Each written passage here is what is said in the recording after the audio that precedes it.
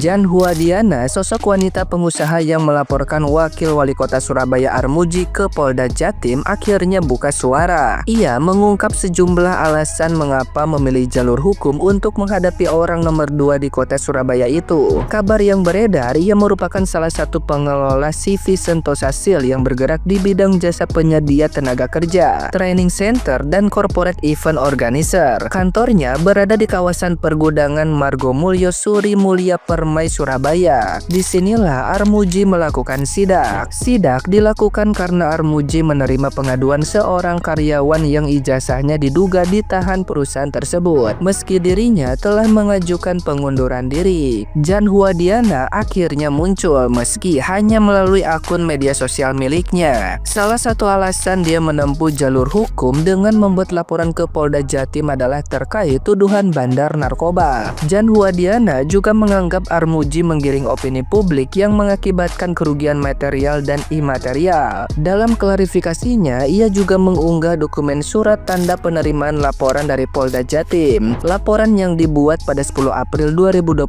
itu dengan Armuji sebagai terlapor. Klarifikasi jawaban dari video TikTok yang dibuat dan diunggah oleh pemilik akun Bapak Armuji. Sebagai pimpinan yang baik, harusnya Bapak mengecek bukti-bukti terkait tuduhan Bapak. Bapak sudah menggiring opini publik yang mengakibatkan kerugian material dan imaterial terhadap saya, padahal tuduhan Bapak tidak benar adanya. Terkait dengan laporan karyawan, sudah ada jalurnya ke Disnaker dan apabila bukti sudah kuat bisa dilaporkan ke pengadilan industri. Bapak sudah menggunakan foto saya dan suami tanpa izin dan mengatakan di video Bapak bahwa saya bandar narkoba. Bapak merasa terkenal ya dengan hanya menelpon saya, tahu Bapak siapa. Tidak pernah Bapak mengundang resmi saya secara baik-baik untuk mediasi. Saya menganggap dan bilang Bapak penipu karena saya menerima telepon dari nomor tidak dikenal dan pada saat itu saya berada di luar kota, mengingat banyaknya penipuan melalui telepon. Akibat perbuatan Bapak, keluarga dan anak-anak saya diteror dan diserang. Mendapatkan bullying, Bapak sebagai pimpinan menciptakan tradisi bullying. Saya juga rakyat kecil, Pak. Bapak berkata-kata kasar kepada saya di telepon. Inikah sikap seseorang yang mengaku pimpinan pemerintahan Surabaya? Ya, begitulah klarifikasi Jan Huadiana. Sementara itu, Armuji mempertimbangkan untuk melaporkan balik Jan Huadiana ke polisi. Saat ini, Armuji mengaku masih di Jakarta. Namun, timnya sudah menyiapkan bukti-bukti untuk membuat laporan. Nah, gimana nih menurut netizen yang terhormat? Silahkan berkomentar ya. Wakil Wali Kota Surabaya dilaporkan oleh pengusaha. Jadi ceritanya begini, si perusahaan ini punya karyawan, kemudian si karyawan ini resign tapi ijazahnya itu ditahan sama perusahaan. Akhirnya si Wakil Wali Kota ini turun tangan untuk menanyakan terkait ijazah yang ditahan itu, karena zaman sekarang itu ijazah nggak boleh ditahan oleh perusahaan apapun alasannya, karena memang itu dilarang ijazah karyawan itu ditahan oleh perusahaan ya guys ya. Jadi Wakil Wali Kota Surabaya ini guys menelpon si yang punya perusahaan ini sampai dia dikatain juga penipu gitu kan. Nah, diupload di media sosial sampai viral, tapi yang punya perusahaan ini tidak terima. Jadi si pengusaha ini melaporkan Wakil Wali Kota Surabaya ini guys karena merasa dia itu melakukan pencemaran nama baik karena memposting dengan ada foto suaminya gitu. Kalau menurut gua nih ya, mending perusahaan itu diusut dulu dah, apakah dia itu udah patuh bayar pajak, udah ada izin atau enggak. Karena menurut gua pasti dia punya backingan nih, kenapa dia seberani itu ngomong seperti itu ke Wakil Wali Kota loh ya,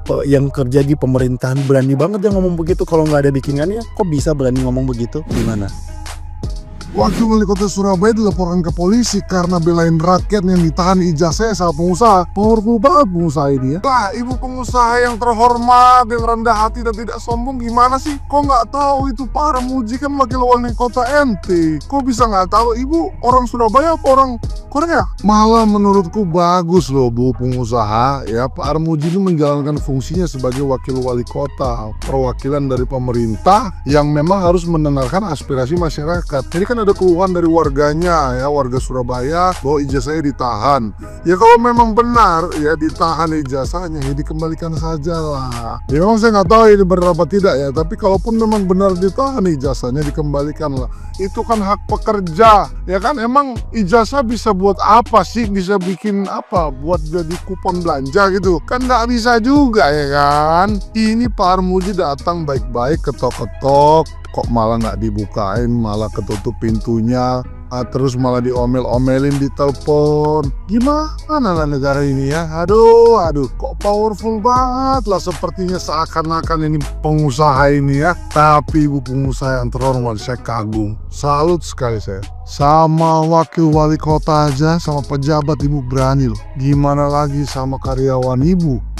Pasti jauh lebih banget. Semoga setelah ini perusahaan ibu semakin besar, semakin jaya di laut, darat, dan udara. Terima kasih.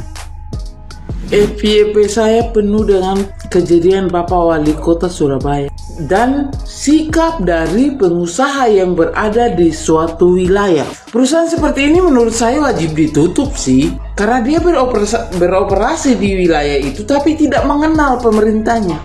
Yang pertama. Yang kedua, sudah tidak mengenal pemerintahnya, melakukan tindakan melanggar hukum terhadap masyarakat di sana yang menjadi mantan karyawannya.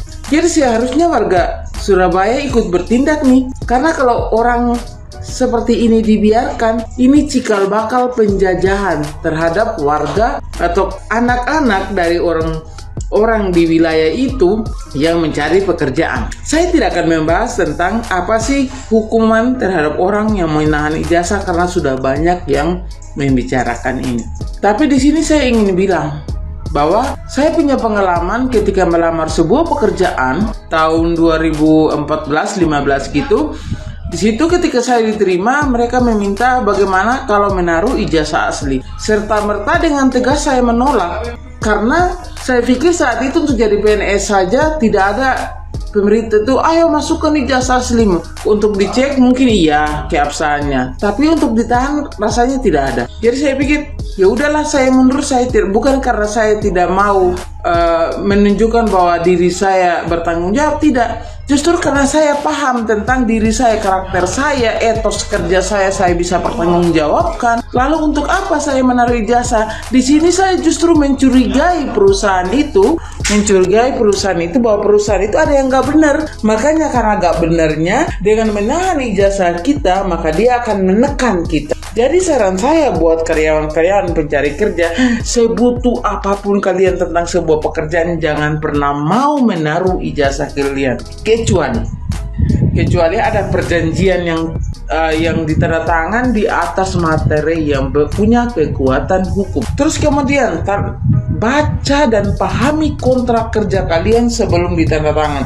Walaupun HRD-nya bilang ayo tanda tangan di sini, kebiasaan, karena saya juga punya pengalaman mencari kerja ya. Udah dibaca dulu biar kalian paham poin-poinnya. Jangan buru-buru tanda tangan. Penipuan bisa terjadi di mana saja. Jangan sampai karena salah satu goresan tinta pena kalian tertekan. Dan ada pengalaman tentang penahanan ijazah di Batam. Di Batam itu, seorang karyawan yang sudah resign, ijazahnya ditahan. Alhasil dia mengajukan tuntutan ke pengadilan dan tuntutannya diterima. Nah, si pengusaha karena tidak tahu diri, merasa dirinya punya uang dan bisa berkuasa, dia mengajukan banding. Ya itu hak dia juga sih, ya hak dia. Tapi lagi-lagi hakim memutuskan bahwa si penggugatnya yang benar. Masih lagi loh si pengusahanya naik lagi kasasi, tetap juga penuntutnya benar. Ini hukumnya benar nih, melindungi warga negara Indonesia. Nah sekarang PR-nya buat pemerintah, dengan adanya persoalan yang viral ini, keluarkanlah regulasi di mana perusahaan swasta tidak boleh meminta ijazah asli dari calon karyawan. Jika bila ada yang meminta, maka dikasih tindakan keras. Dan satu lagi, buat perusahaan yang di Surabaya ini, coba hitung seberapa kerugian dari karyawan yang ditahan ijazahnya. Dia tidak bisa mencari kerja, dia seolah-olah di penjara, terus kemudian dia seolah-olah dijajah, dibatasi ruang geraknya, dibatasi rezekinya. Berapa kerugiannya? Berapa biaya dia bolak-balik sampai harus wakil wali kota ini turun tangan? Berapa? Harus ganti rugi tuh. Sekalian tutup. Warga Surabaya, kok kalian mau sih dijajah sama perusahaan yang seperti itu aja? Apapun usaha dia kan masih ada orang lain yang mau berusaha. Karakter seorang pengusaha kalau seperti itu lama-lama kalian dijajah. Dia merasa punya uang lalu bertindak seenaknya. Ayo dukung Bapak Wali Kota kalian untuk mendapat keadilan buat calon-calon karyawan, ya. Dan lagi, Bapak Wali Kota kalian aja sudah dituduh sebagai seorang penipu. Di situ ada CCTV ya. Di situ ada CCTV yang membuat dia bisa melihat bahwa siapa sih yang ada di gerbang gitu. Tapi dengan egonya dia mengatakan ini penipuan. Wah, bela-bela nih buat Bapak Wali Kota. Tuntut aja biar jadi pelajaran buat pengusaha-pengusaha sombong.